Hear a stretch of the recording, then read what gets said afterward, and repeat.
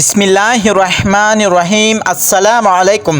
सुल्तान Salahuddin Ayyubi रहमतुल्लाह अलैह अपनी सिपाहियों के साथ मिस्र की मशहूर गाँव नोबियान से गुज़र रहा था कि आपका गुज़र नोबियान गाँव के एक छोटी सी बाज़ार से हुआ। सुल्तान ने सिपाही को हुक्म दिया कि हम आज दोपहर इसी बाज़ार में गुजारेंगे और ज़ोहर की नमाज के बाद दोबारा अपनी मंजिल की तरफ रवाना हो जाएंगे। यहाँ आपको मिस्र की गाँव नोबियान के बारे में बताते चले कि गाँव की जगह पहले एक बहुत कदीम कबीला आबाद था जिसका नाम नोबियान था।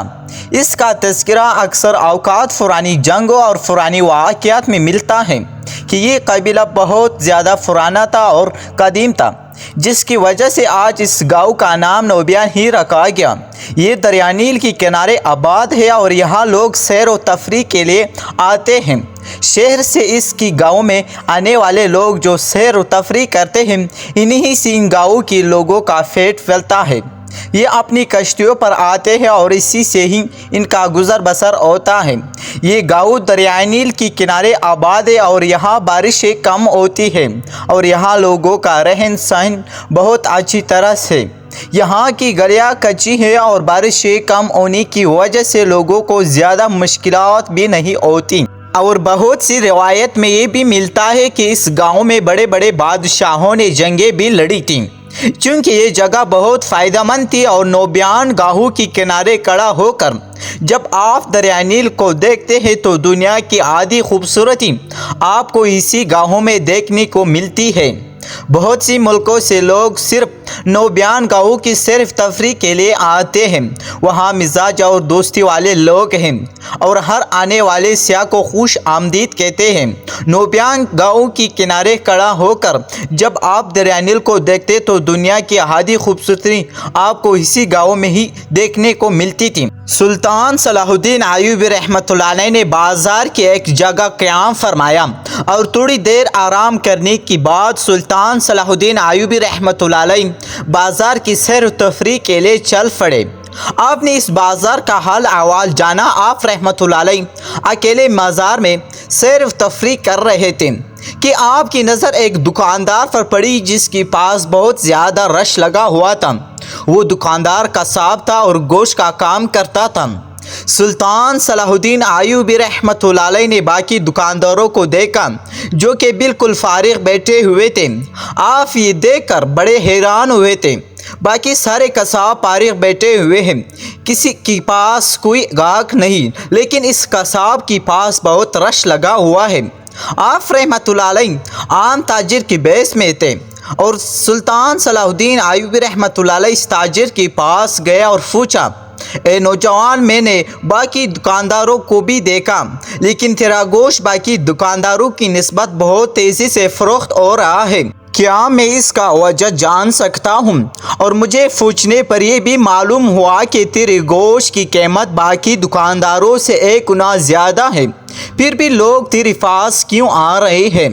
तुम्हारे गोश्त में ऐसी क्या खूबी है या कोई ऐसा राज है कि लोग तुम्हारे पास महंगाई गोश्त ख़रीदने के लिए क्यों आते हैं? इसने सुल्तान सलाहुद्दीन अय्यूबी रहमतुल्लाह अलैह को टालने के लिए कहा कि लोगों को मुझ पर इत्बार है कि मैं इन्हें कभी ख़राब चीज़ नहीं देता और मेरा कारोबार काफ़ी पुराना है, इसलिए मेरे गाहक पक्के हैं और सिर्फ मुझसे गोश्त खरीदते हैं। ये सुनकर सुल्तान सलाहुद्दीन अय्यूबी रहमतुल्लाह अलैह समझ गए कि ये सिर्फ मुझे डालने के लिए ही बात कर रहा है। इसके पीछे बहुत बड़ी वजह है। जी अल्लाह ताला का अता है, लेकिन इस बंदे में ऐसी क्या खूबी है कि अल्लाह ताला इसको इतना अता कर रहा है? बाकियों की नस्बत इसका गोश्त 10 गुना ज़्यादा बिक रहा है।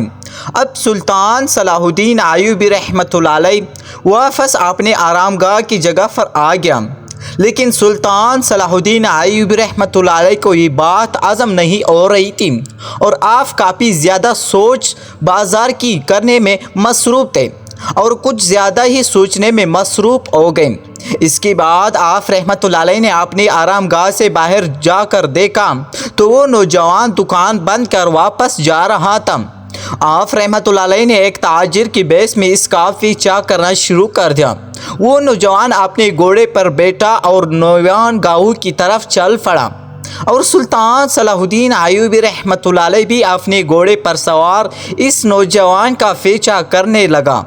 چلتے چلتے وہ نوجوان ایک بڑی سی حویلی کے اندر داخل ہوا اور اس حویلی کی دروازے پر ایک محافظ بھی موجود تھا جو کہ شاید حویلی کی حفاظت کے لیے مامور کیا گیا تھا۔ سلطان صلاح الدین ایوبی رحمۃ اللہ علیہ نے نوبیان گاؤں کی چند لوگوں سے اس تاجر کے بارے میں پوچھا کہ یہ کون ہے، تو ان گاؤں والوں نے بتایا کہ اس کی بیوی اور بچے کسی حادثے میں مارے گئے تھے اور یہ نوجوان بالکل اکیلا ہو چکا تھا، اور اسی دوران ہمارے گاؤں میں ایک آدمی نے اپنے بوڑھے ماں باپ کو گھر سے دھکے دے کر نکال دیا تھا۔ تو جب اس بات کا پتہ اس نوجوان کو چلا تو یہ ان کو اپنے گھر لے آئے اور اسی دن سے لے کر آج تک یہ ان کو اپنے پاس رکھے ہوئے ہیں۔ سلطان نے فرمایا، میں نے اس نوجوان کو بازار میں دیکھا اور ایک بات نے مجھے حیران کر دیا کہ باقی دکانداروں کی نسبت اس کا کاروبار بہت تیزی سے چل رہا تھا۔ باقی دکانداروں کی نسبت اس نے آتے وقت میں اپنا سارا گوشت بیچ دیا اور گھر واپس آ گیا۔ کیا تم اس کے بارے میں بتا سکتے ہو کہ اس میں کیا ایسی خوبی ہے کہ اس کا کاروبار اتنا اچھا جا رہا ہے؟ تو انہوں نے کہا، تم اس حویلی میں چلے جاؤ اور خود ہی جان کر ان سے سوال کا جواب لے لو۔ سلطان صلاح الدین ایوبی رحمۃ اللہ علیہ نے دروازہ کھٹکایا، اندر سے آواز آئی، آ جاؤ۔ آپ رحمۃ اللہ علیہ اندر گئے، سلام کیا۔ تاجر نے آپ کی سلام کا جواب دیا اور پھر اپنی مصروفیت میں مصروف ہو گیا۔ سلطان بڑا حیران ہوا تھا کہ اس نوجوان نے مہمان سے کچھ نہیں پوچھا اور اپنی مصروفیت میں مصروف تھا، لیکن پھر دوسری طرف سلطان بڑا حیران ہوا کیونکہ وہ نوجوان کوئی اور کام نہیں بلکہ وہ ایک بوڑھی بزرگ اور ایک بوڑھی عورت کی خدمت میں مصروف ہو گیا۔ چونکہ سلطان جانتا تھا کہ اس کے اپنے ماں باپ نہیں، لیکن یہ اتنی خدمت کر رہا ہے۔ سلطان صلاح الدین ایوبی رحمۃ اللہ علیہ نے اس نوجوان سے پوچھا، اے نوجوان، میں جانتا ہوں کہ یہ تیرے ماں باپ نہیں، لیکن تو ان کی اتنی خدمت کیوں کر رہے ہو؟ اس نوجوان نے ایسا ہی کہا، آپ تاجر نہیں بلکہ یہاں کی سلطان لگتے ہو۔ پھر مسکرانے لگا اور بولا، سلطان معظم، میں نے ان کو پہلے دن سے ہی اپنا ماں باپ سمجھا اور اپنے ماں باپ کی طرح ہی ان کی خدمت کی، لیکن ایک بات میں آپ کو بتاتا چلوں کہ جس دن میں نے ان کو لے کر اپنے گھر آیا تھا، میرے پاس صرف ایک جھونپڑی تھی اور اس میں رہنے کے لیے صرف چند بستر تھے۔ میرے پاس کچھ نہیں تھا، میری دکان اس وقت بہت بھی موجود تھا اور بڑے مشکل سے چند سکے کما پاتا جن سے ہمارے گھر کا گزر بسر مشکل ہوتا۔ حتیٰ کہ سلطان معظم میں حرام گوشت بھی بیچا کرتا تھا۔ مرا ہوا کچھ جانور اگر مجھے مل جاتا تو میں اسے کوڑیوں کی بھاؤ کی خرید کر اپنی مرضی سے بیچا کرتا تھا۔ مجھے اس وقت بھی ٹھیک ٹھاک رزق مل جاتا تھا، لیکن اس میں کوئی برکت نہیں تھی۔ وہ جیسی آتی ویسے ہی چلی جاتی تھی اور پھر چند لوگ مجھ پر شک بھی کرنے لگے تھے۔ جو تھوڑی بہت عزت تھی وہ بھی جاتی دیکھ کر میں نے اللہ سے توبہ کی، لیکن پھر جس دن سے میں نے ان کی خدمت کرنا شروع کر دی تو اللہ تعالیٰ نے مجھے اپنی بے انتہا نعمتوں سے نواز دیا۔ میری دن چند لمحوں میں بدلنے لگے اور آج میں نوبیان گاہوں کی بازار کا سب سے بڑا تاجر بن گیا ہوں۔ اللہ تعالیٰ نے ایک اچھا گھر بھی دے دیا اور میرا کاروبار صرف نوبیان گاہوں میں ہی نہیں بلکہ باقی گاہوں کی بازاروں میں بھی موجود ہے۔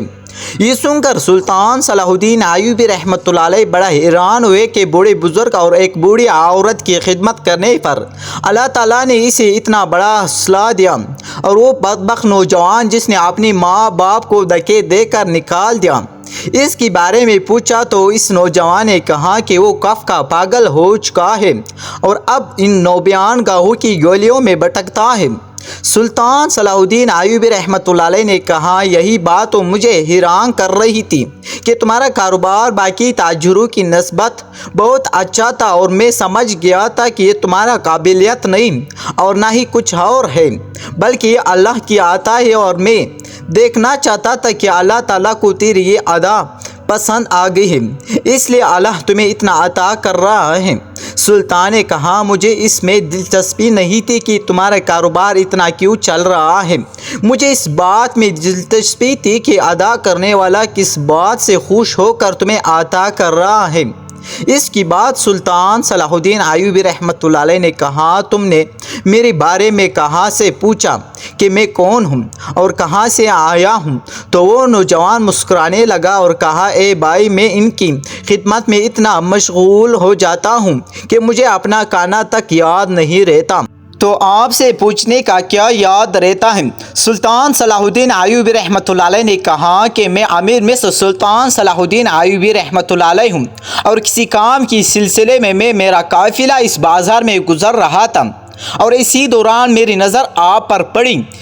یہ سن کر وہ نوجوان اسی وقت سلطان کی قدموں میں گر پڑا اور کہا سلطان معظم، مجھے نہیں پتا تھا کہ آپ سلطان معظم ہیں، ورنہ میں آپ سے یہ سلوک نہ کرتا۔ سلطان نے کہا اگر تجھے معلوم ہوتا کہ میں سلطان نہیں ہوں تو اسی طرح میرے ساتھ سلوک کرتا تو مجھے بالکل غصہ نہیں آتا، کیونکہ یہ بوڑھی بزرگ تمہاری ماں باپ کی جگہ ہے اور ماں باپ سے کوئی بھی چیز افضل نہیں ہوتی، چاہے سلطان کیوں ہی نہ ہو۔ دوستو، یہ جو انسان کے پاس ٹیلنٹ ہوتا ہے یہ کچھ نہیں ہوتا۔ اگر تم اپنی ماں باپ کی غلام بن جاؤ تو اللہ کی قسم دنیا تجھے اپنا بادشاہ بنا دے گی۔